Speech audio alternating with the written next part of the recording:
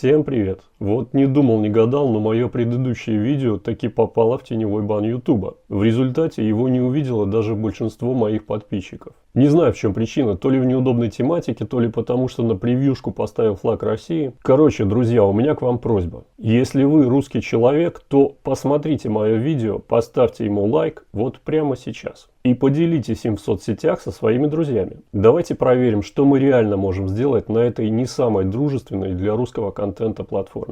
Благодарю вас и с наступающим. Добрый день, мы с вами находимся в Юрмале у памятника Петру Первому, и это не случайно.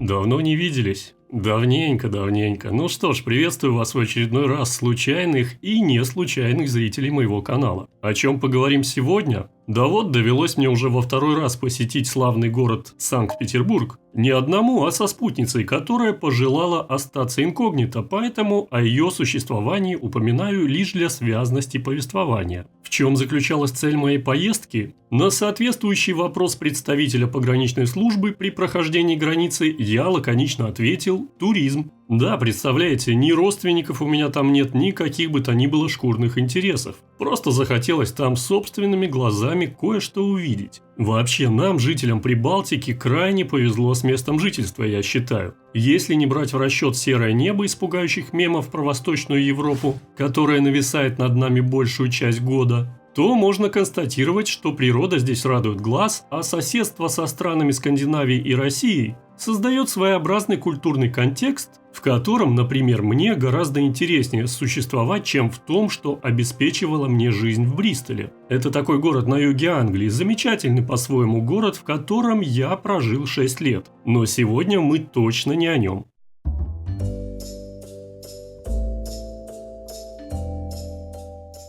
Так вот, кстати, о культурном контексте. Позволю себе озвучить такое мнение, что человек, живущий в Прибалтике, не может считаться культурным, если хотя бы раз не подумал о том, чтобы посетить Санкт-Петербург. И правда, жить совсем рядом с этим эпицентром культуры, извините за частоту упоминания этого слова, и не удосужиться туда съездить, это по меньшей мере странно. Другое дело, что сейчас это не так просто сделать, как раньше. Самолеты от нас туда не летают, поезда не ездят. Остается либо на машине, либо на автобусе. Я выбрал второй вариант.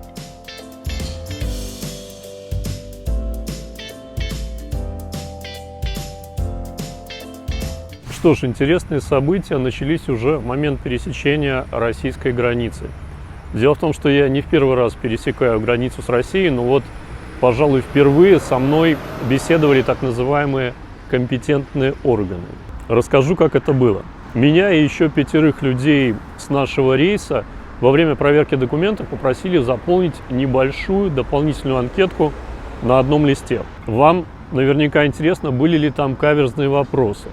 Ну, условно говоря, был один вопрос, который можно назвать каверзным, но сформулирован он был таким образом, что, отвечая на него, ты не рискуешь попасть под уголовное преследование в Латвии. Анкеты эти у нас собрали и попросили подождать. После непродолжительного ожидания меня вызвали первого. Зашел я в комнатку, где сидело 2 человека. Беседовали они со мной достаточно вежливо. Тон был нейтральный, я бы даже сказал, доброжелательный. Задавали достаточно простые вопросы. Проверяли телефон, смотрели имей, адрес устройства и, судя по всему, открывали некоторые соцсети. Но длилось это все буквально 2 минуты, не более. После этого я вернулся в зал ожидания и начал шутить с остальными из тех, кого попросили заполнить эту анкету, что, мол, я как наименее подозрительный отстрелялся быстро, а вот вас-то сейчас ребята будут мучить. Ну, посмеялись, но через некоторое время выяснилось, что всех остальных просто отпустили без разговора. То есть получилось так, что я был тем самым единственным бедолагой со всего рейса, которому пришлось беседовать с этими так называемыми компетентными органами. Почему так вышло, не имею ни малейшего понятия.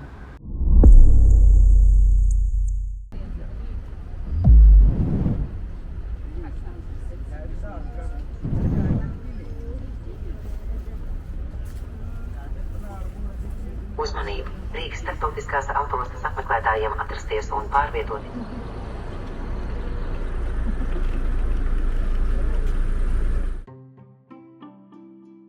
Так о чем мы там? О туризме? Нет, что вы. Думаю, у постоянных зрителей моего канала не вызовет вопросов, если я скажу, что необходимость этой поездки была продиктована не иначе, как тайной миссией. Но тайность этой миссии эфемерна, и скоро вы обо всем узнаете. Итак, Санкт-Петербург. Великий и прекрасный Санкт-Петербург, который не обижается, когда его по-товарищески называют Питер. Каково мое второе впечатление об этом городе? А знаете, ровно такое же, как и первое. Это все тот же город, которому безразлично, что ты о нем думаешь. Потертый, антикварный, слегка взъерошенный, в меру людный, при этом довольно уютный, создающий ощущение, что там тебя, упавшего, не растопчет бесконечный людской поток, а даже, возможно, накормят и дадут откушать водочки. Кстати, о крепких напитках. Довелось мне там в разные дни пройтись по одному и тому же участку дороги, где на строительных лесах какая-то добрая душа оставила недопитую бутылку коньяка,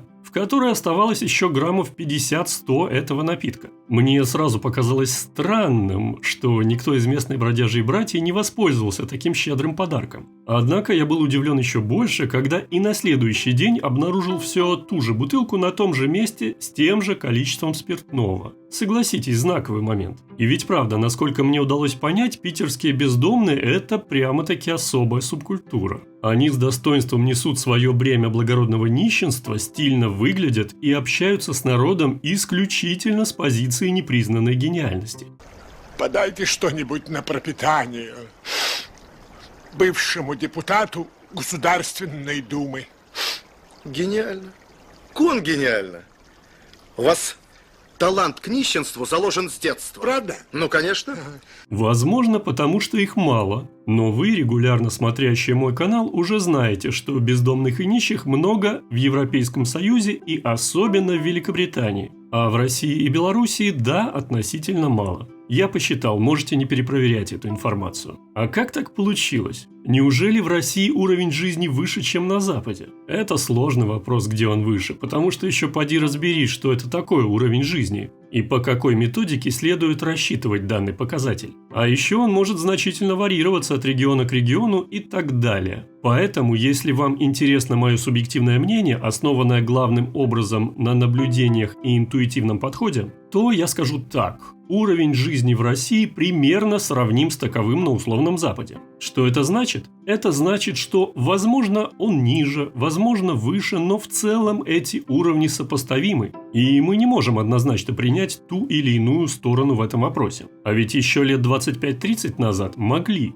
Но с тех пор многое изменилось в нашем мире, просто осознание этого факта пришло еще далеко не ко всем. Мешают всевозможные навязанные стереотипы, тот самый пресловутый информационный пузырь, в котором живет общество в эру интернета. О каких стереотипах я говорю? Главный из них – это тезис о безоговорочном превосходстве западного социокультурного феномена над российским. За время, прошедшее с момента развала СССР, на постсоветском пространстве эта, с позволения сказать, догма вбивалась в головы аборигенов всеми возможными средствами в рамках никогда не прекращавшейся широкомасштабной гибридной войны, участниками которой мы все волей-неволей являемся. Пока мы, простые обыватели, с разной степенью успешности тянули лямку бытия, каждый в своем направлении, вокруг нас активно и скоординированно плела интриги сеть иностранных некоммерческих организаций, а через медийное пространство методично продвигались специфические нарративы, которые, будучи повторены в разных вариациях 1000 раз, постепенно становились тем, что мы искренне считали собственным мнением. Ну, вроде того, что там на Западе все культурные, а мы, дескать, пьяницы и неотесанный народ. Что Сталин – это малограмотный упырь с садистскими наклонностями и все такое прочее. Разные глупости подобного рода. Заходило это все замечательно, особенно в лихие 90-е вместе со сказками о летающих тарелках и кыштымском карлике. Также огромное воздействие на неокрепшие умы бывших советских граждан и их детей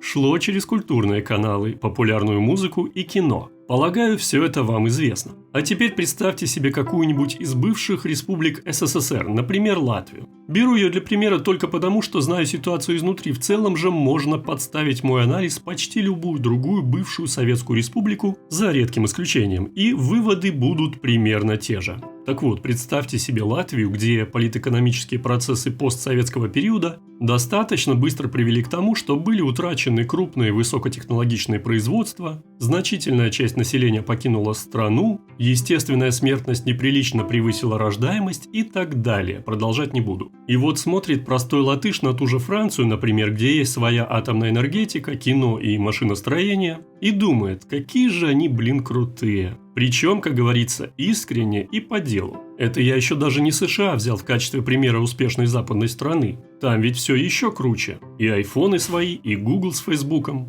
А у простого латыша, как в старой русской поговорке, прости господи, только хрен да душа. И да, с таким багажом тебе ничего другого не остается, как смотреть с открытым ртом на дядю из сияющего западного града на холме. Ну, так жизнь устроена, ничего личного. Также и я когда-то давно, исходя из чисто практических интересов, сдал на латвийское гражданство, чтобы получить вот этот паспорт и со спокойной душой уехать на Запад. Очень типичная история, должен вам сказать. А теперь, по иронии судьбы, этот самый паспорт мешает мне без визы ездить на восток. При том, что виза в Россию, должен вам сказать, совсем не из дешевых. Это к вопросу о том, как меняется направление ветра исторических процессов. Друзья, если вам близко или интересно то, чем я занимаюсь, то предлагаю вам рассмотреть возможность подписаться на мой канал, нажать на колокольчик и так далее. Не буду вас убеждать в том, что вам без этого не прожить, но для меня это важно. Делая добро, вы можете рассчитывать на то, что оно к вам вернется.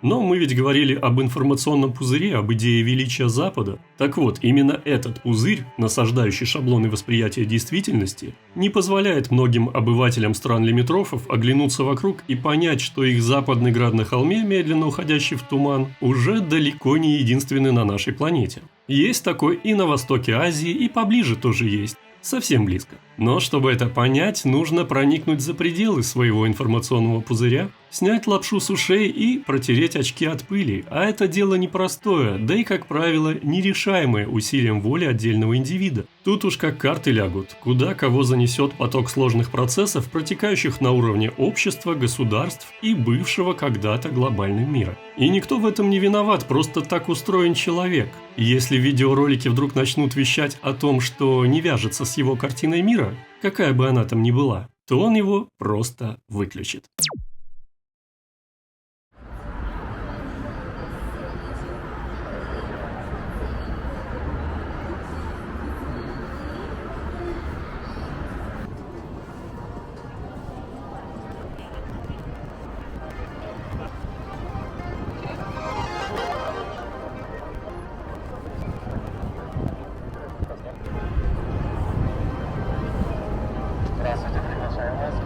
Ну вот мы и в сердце Петербурга.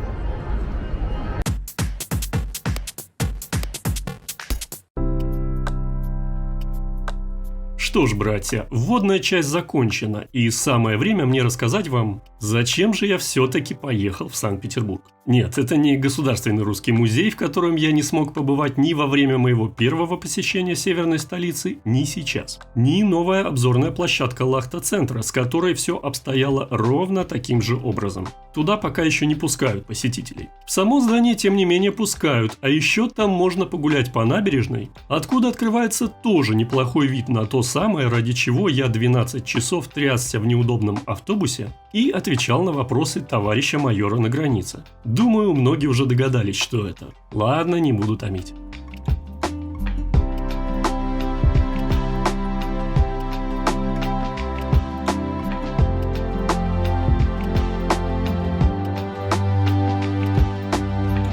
Ну что, друзья, вот она, основная цель моего путешествия. Те самые 3 флага, о которых я вам рассказывал. Погода прекрасная, настроение тоже не подкачало. Всем привет из культурной столицы России. Захватывающее зрелище, не так ли? Это самый впечатляющий ансамбль подобных сооружений в мире. Высота флагштоков составляет 180 метров, и на них крепятся флаги размером с 2 баскетбольные площадки каждый. Для обеспечения нормального функционирования этих конструкций даже набран целый штат из 150 человек. Все это, конечно, впечатляет, однако гораздо большее впечатление на меня произвели вовсе не размеры и масса этого ансамбля. Помню, летом прошлого года, а было это, если мне не изменяет память, в июне, как только я услышал новость об этих флагах, то сразу заявил всем своим друзьям и приятелям, что это лето уже не может быть плохим. И именно так и сказал. Действительно, новость эта меня очень обрадовала, и вот почему. Но здесь опять же придется зайти издалека, потому что в 2 словах причину моей радости по вышеописанному поводу объяснить будет сложно.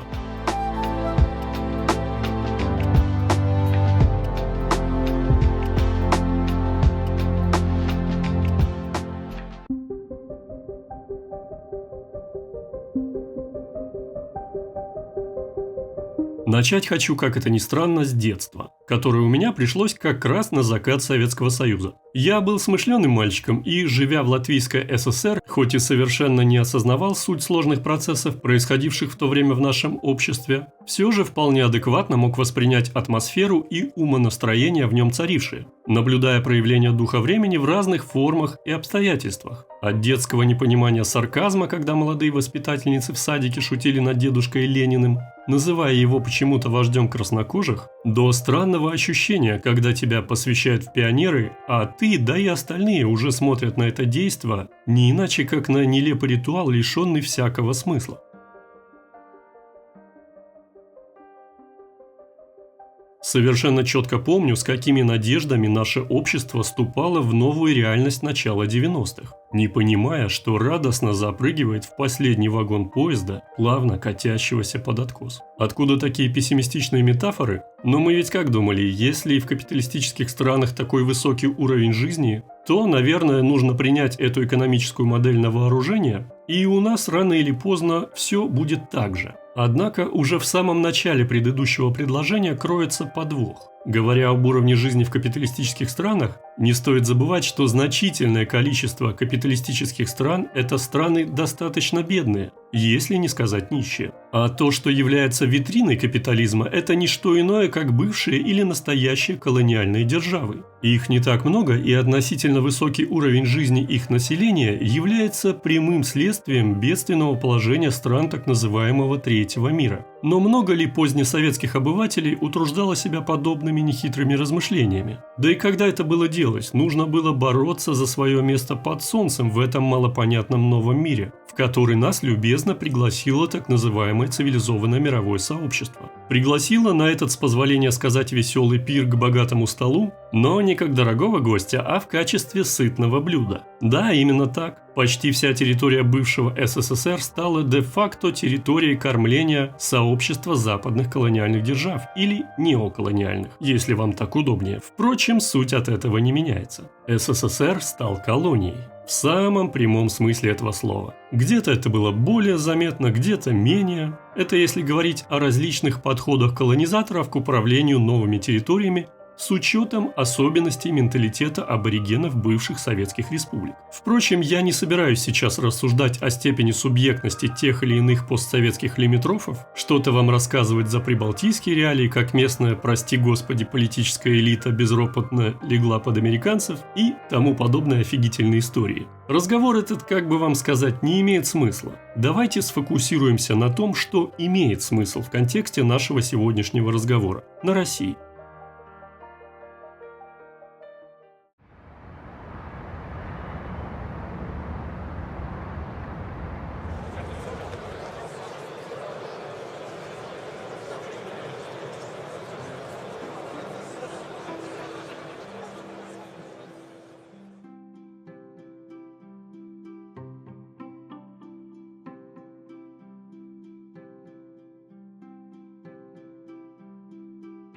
Так что там у России с субъектностью? Хороший вопрос, не так ли? В 1991 году СССР или Большая Россия добровольно приняла капиталистическую экономическую модель и стала частью глобального мира, уже достаточно долго игравшего по определенным правилам, сложившимся главным образом в период, последовавший за окончанием Второй мировой войны. Правила эти обеспечивали функционирование мировой финансовой системы, ядро которой располагалось в США. Соблюдался очень простой принцип. Несколько утрируя, его можно было бы описать следующим образом. США могли печатать сколько угодно денег и покупать на них все и в любых количествах. От нефти и квалифицированных специалистов до действующих политиков в других странах. Начиная с 1971 года, когда тогдашний президент Никсон в одностороннем порядке отменил международную конвертируемость доллара США в золото, платежный баланс этой страны стал устойчиво дефицитным. И дефицит этот рос на протяжении десятилетий. Импорт значительно превышал экспорт, причем в пиковые годы эта разница доходила чуть ли не до $1 триллиона. Таким вот совершенно нехитрым образом США стали настоящим мировым пылесосом, высасывавшим ресурсы из всего, до чего он мог дотянуться. Заметьте, совершенно на халяву. А почему нет? Представьте, что у вас есть кошелек с деньгами, который никогда не оскудевает, сколько бы ты ни тратил. Отличная перспектива, не так ли? Поэтому не стоит удивляться, что американская нация смогла отобрать для себя со всего мира и талантливых ученых, и артистов, и ценных специалистов, и настроить много военных кораблей, и самолетов, и ракет, да и скупить всех маломальски значимых политиков во всех странах, где это можно было сделать. Понятно, что США в данном случае это тоже некая абстракция, выражающая совокупность интересов прежде всего крупного международного капитала, но для простоты будем все же прибегать к терминологии в стиле «США значительный потребитель мировых ресурсов». Думаю, спорить с этим никто не будет, так как это в целом достаточно очевидно. Ладно, как вам такое сравнение США с пылесосом? А с кровососом, паразитом?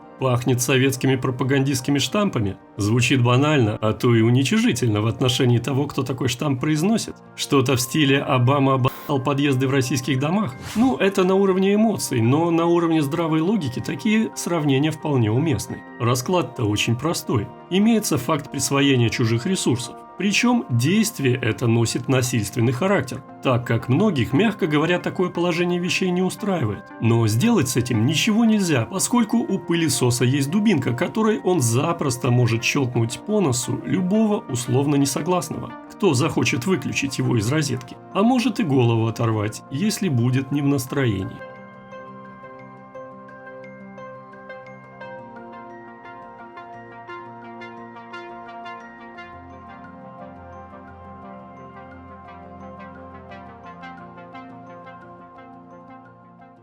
Хорошо, не нравится эмоционально окрашенный термин «паразит», можете заменить его на акцептор или какой-то другой по вашему вкусу. Как видите, я тут не пытаюсь придать своим мыслям рафинированную форму, главное, чтобы за нейтральными формулировками не замыливалась суть. И я в этом смысле не одинок. Может, кто-то из вас обратил внимание в недавней риторике Путина на словосочетание «бал вампиров», которому приходит конец. Но про конец говорить еще рано, я просто хочу, чтобы вы уловили основную идею, которая раньше была где-то за гранью понимания, а потом вдруг стала материализовываться и даже звучать из уст далеко не последних людей. Что за идея? Давайте вместе разберем ее по кирпичикам.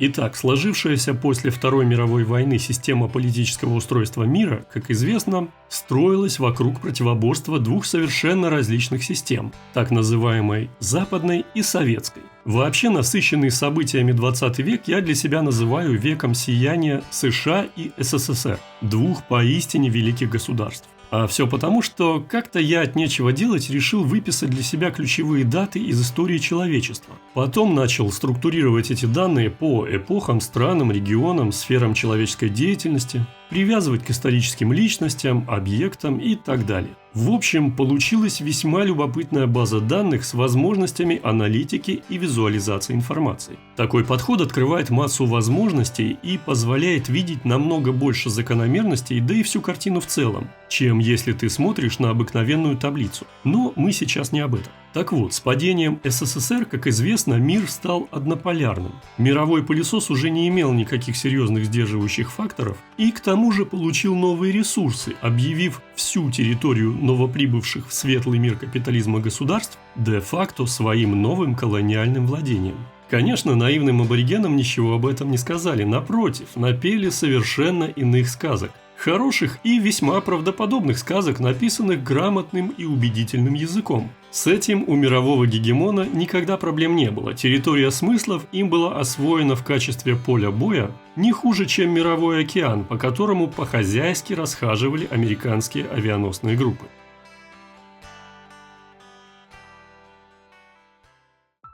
Отбросив эмоции, давайте порассуждаем. Представьте, что вам довелось родиться паразитом-кровососом или каким-нибудь глистом. Вашей вины в этом нет, просто так случилось, так устроен мир. Будете ли вы считать себя злом? Нет. Вы будете считать себя чистой и светлой сущностью, центром мира. Это свойство любого эго. Оно выстраивает всю окружающую реальность от самого себя, являясь в ней системой координат и высшей ценностью. Вероятно, и раковая опухоль где-то там в глубине своей абстрактной души считает себя чем-то светлым и хочет жить. Также и де-факто мировой паразит США искренне считает себя высшей ценностью, тем самым сияющим градом на холме, и продвигает эту идею всеми возможными средствами. А средств у них, как мы знаем, много. От социальных сетей и телевидения до голливудских фильмов, которые не без удовольствия смотрит весь мир. А если это не помогает и кто-то все же сомневается в примате западных ценностей, то его либо купят, либо запугают. В совсем же запущенных случаях американский флот доставит демократию особо непонятливым прямо на дом в виде кассетных авиабомб или крылатых ракет. Поэтому совершенно логично, что в мире, власть в котором захвачена паразитом и нет никаких сил, способных ему серьезно противостоять, все смыслы перевернуты вверх ногами. Сам паразит считается сущностью светлой, а те, кто смеет ему перечить, тут же получают ярлык мирового зла. Про это расскажут по ТВ, напишут в интернете, и вот уже безликая масса добропорядочных налогоплательщиков в разных уголках мира почему-то уверена в том, что Россия страшная страна. И Северная Корея тоже. Может, потому что ее центральный банк не подчиняется Международному валютному фонду? Прямо какое-то королевство кривых зеркал, вы не находите? И самое смешное, что мы в нем живем. Живем в мире, где тысячи людей ежегодно выстраиваются в очереди за новым айфоном. Потому что их старый стал плохо работать, получив очередное обновление прошивки от всеми любимой фирмы Apple, где потребительские товары созданы так, чтобы выходить из строя по мере истечения их гарантийного срока, где сети быстрого питания и производители фармакологической продукции работают в тесной связке, имея один и тот же круг главных акционеров, что позволяет им зарабатывать на разного рода недугах и хронических болезнях их общей клиентской базы. Наконец, где в высшие слои политической власти проникают в основном беспринципные люди, если не сказать отборные подонки, полностью манипулируемые сверху за счет наличия у них богатого компрометирующего прошлого или настоящего, с эпизодами коррупции и педофилии в разных пропорциях. Согласитесь, мрачная картинка. Но мы как-то привыкли к этому, вроде получается, что по-другому-то невозможно. Нам сказали, такова природа человека. И вот в это все мы прыгнули в 1991 году.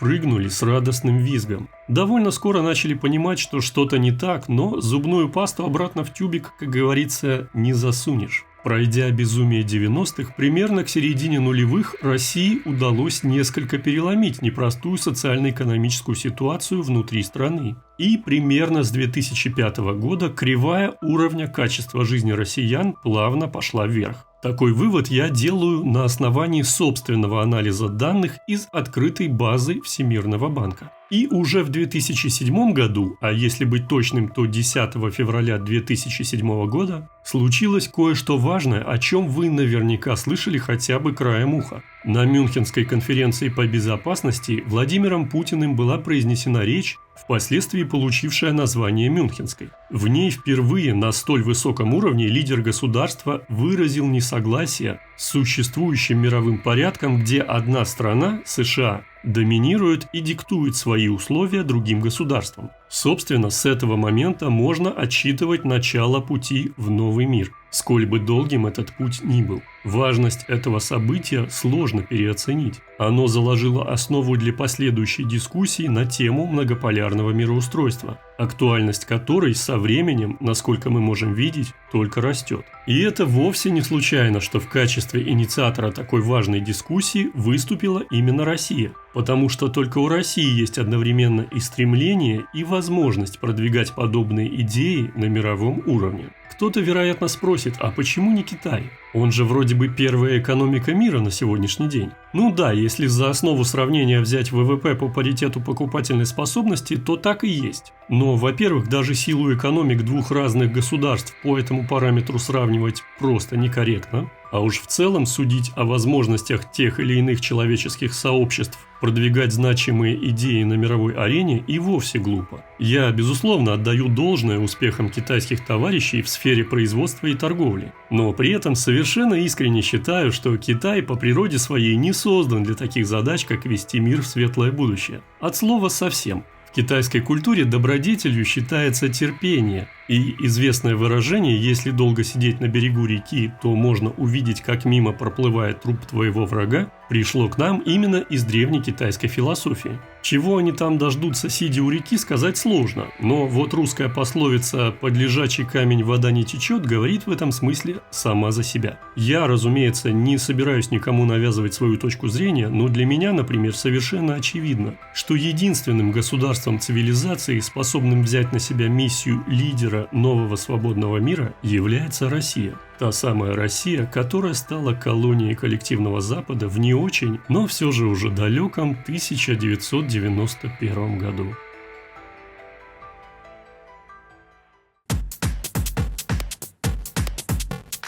Друзья, в мои планы входит съемка фильма о России. Пока не хочу раскрывать все карты, но поверьте, это будет оригинально и с душой. Как и все, что я делаю. Впрочем, кому я рассказываю, вы и так все знаете. Буду очень признателен, если вы пожертвуете любую сумму денег на это доброе начинание. В рублях или евро, как вам будет удобно. Вся информация в описании к видео.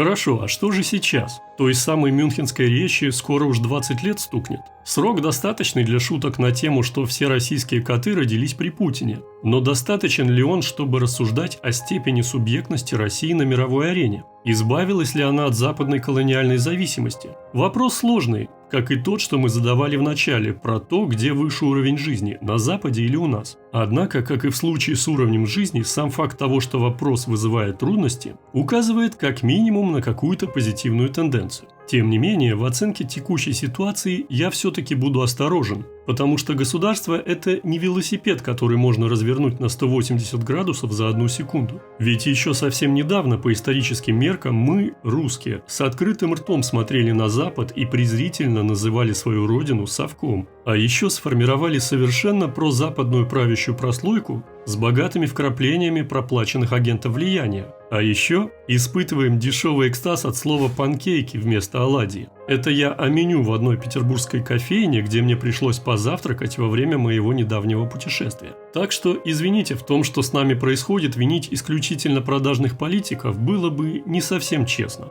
Просто наша так называемая современная элита – это не плод многовековой селекции, как в некоторых западных королевствах, где она представляет собой как бы отдельный подвид человека. Наша-то как раз, если можно так выразиться, вышла из народа, почти такого же, как я и вы. презирающего самих себя и молящегося на панкейки с чизкейками и возможность приобретения элитной недвижимости где-нибудь в Лондоне или на Лазурном берегу. Поэтому, если в глубине народного сознания и зреет желание некоего идеологического разворота, то процесс этот вряд ли будет похож на соответствующий маневр велосипеда. Скорее на разворот большого океанского судна. Я, кстати, сам стоял на руле такого судна, так что примерно представляю, как оно бывает. Но это к слову. А вообще, Россия настолько уникальная страна, что при масштабах океанского лайнера способна порой на удивительно быстрые трансформации, опровергающие привычные представления о возможном. Помните такой отрывок из речи Сталина 1931 года? Мы отстали от передовых стран на 50-100 лет.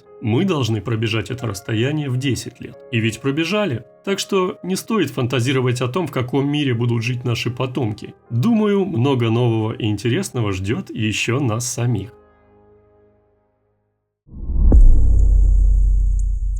Знаете, мне не хочется рассуждать на тему того, насколько коррумпирована наша элита, является ли Центробанк России филиалом Федеральной резервной системы США или какой-то другой великой, ужасной и чрезвычайно таинственной организации и прочее в таком духе. Да это и не суть важно в рамках нашей дискуссии. Как и не важно, в каком состоянии сейчас находится тот самый Запад, сколько там бомжей и какова доступность жилья и качественных медицинских услуг для его населения. Я все-таки больше склоняюсь к рассмотрению ситуации на метафизическом уровне. И здесь совершенно понятно, что паразитическая модель существования западной цивилизации, при которой обеспечивалось условно-бесплатное поступление ресурсов из капиталистической периферии в метрополию, несет в себе для паразита как очевидные плюсы, так и минусы. Все как в живой природе. Зачем глисту пищеварительная система, если все питательные вещества можно получать от своего хозяина? В процессе эволюции она атрофируется, как и много что другое. Ровно такие же процессы мы можем наблюдать и в США, и в других странах Запада. Ну, представьте себе все тот же неоскудевающий кошелек.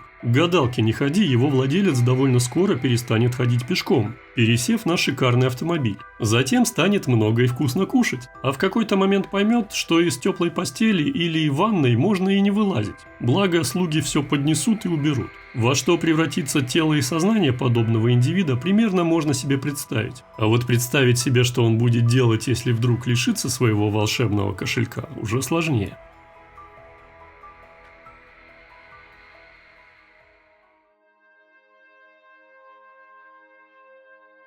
Ну ладно, это все их проблемы, и они с ними, наверное, как-то разберутся. Гораздо важнее то, что мы можем воочию наблюдать процесс подъема русского национального самосознания, который постепенно проникает на все уровни нашего общества, включая тот самый, где меряются размером яхт. И происходит это на фоне распада старого миропорядка, основанного на экономической модели паразитирования стран Запада. Да, процесс этот не быстрый и, возможно, растянется на долгие десятилетия, но, как сказал Владимир Путин, балу вампиров приходит конец. И это несомненный для всех уже очевидный факт. Ну, раз сам Путин сказал, а он, вы же в курсе, политик весьма сдержанный. Что-то знает, наверное. В общем, тенденция наметилась, господа. И знаете что? Тенденция, она ведь складывается из каких-то знаковых событий, вектор которых направлен в одну сторону. Так вот, если считать, что первой такой вехой на пути к новому мировому порядку, основанному на справедливости, была Мюнхенская речь Путина, то второй, в моем понимании, стал факт установки тех самых флагштоков на берегу Финского залива в Санкт-Петербурге.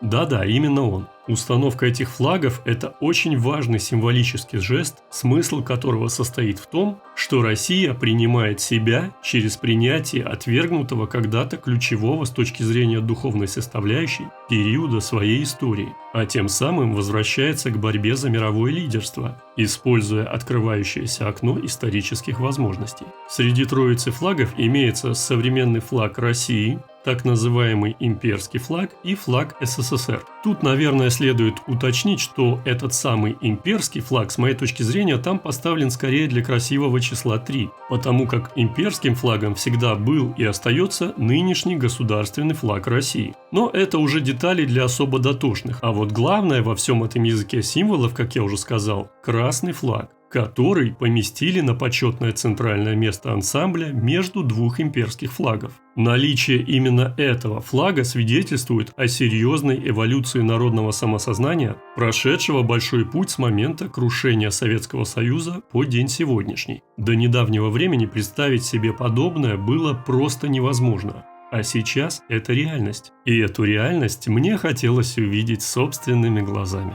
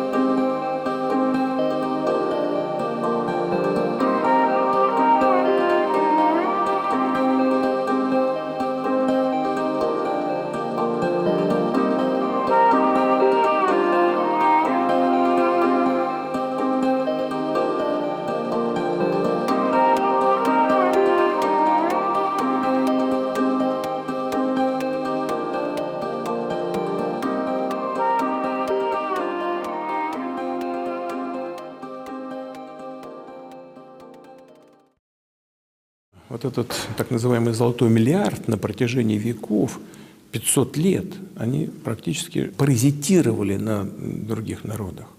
Они рвали на части несчастные народы Африки. Они эксплуатировали Латинскую Америку, эксплуатировали страны Азии. И им, конечно, никто этого не забыл. Они привыкли столетиями набивать брюхо человеческой плотью, а карманы деньгами. Но они должны понять, что бал вампиров заканчивается.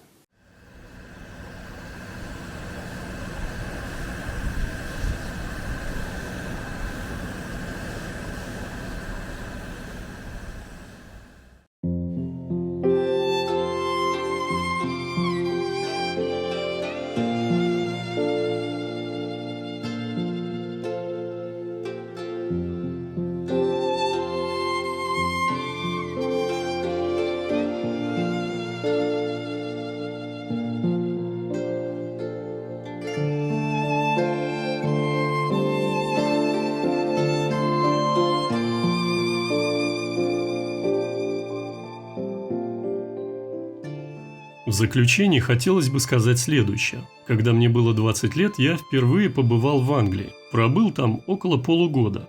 Трудился на фермах, ездил по разным городам, наблюдал картины жизни простых людей. Из поездки той у меня осталось море впечатлений, разных воспоминаний, веселых, а иногда не очень, касавшихся главным образом того, что можно выразить емким словосочетанием «дело молодое». Да, чего там только не было, и курить меня научили добрые товарищи, и водку кушать. Но то уже дела давно минувших дней, как говорится. И фоном всех этих вполне понятных ощущений для меня стало одно менее понятное, суть которого мой 20-летний мозг вначале отказывался понимать. Лишь со временем это странное ощущение стало сгущаться внутри моего сознания в образе нависшего над землей серого облака из тоски. И иначе я это описать не могу. Тоска по утраченному величию, безнадежная и всепоглощающая. То же самое ощущение я испытывал и позже, когда приезжал в Англию в более зрелом возрасте. Казалось бы, мы, люди, пережившие крушение СССР, должны чувствовать нечто подобное. Ведь когда-то и у нас было то самое великое, прекрасное, сиявшее как яркая звезда, а потом оно погасло, оставив странное послевкусие. Послевкусие это для многих наполнено воспоминаниями детства или молодости,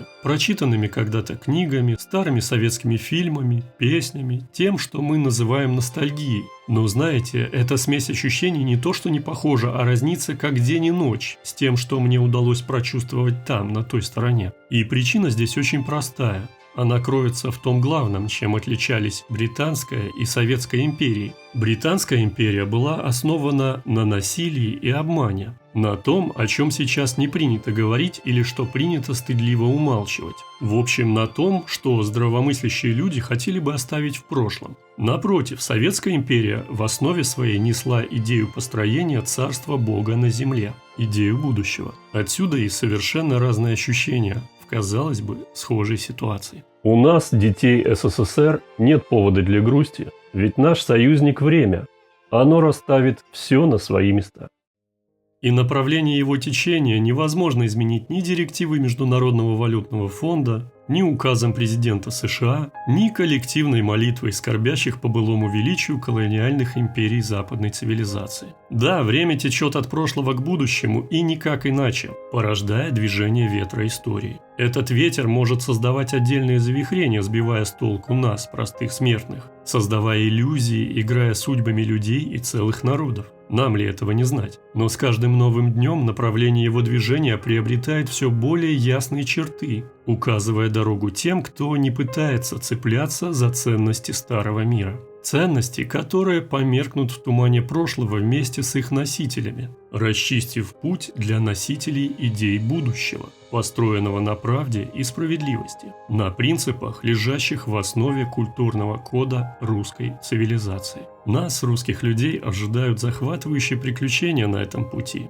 И я верю в то, что судьба нашей цивилизации – быть лидером нового мира.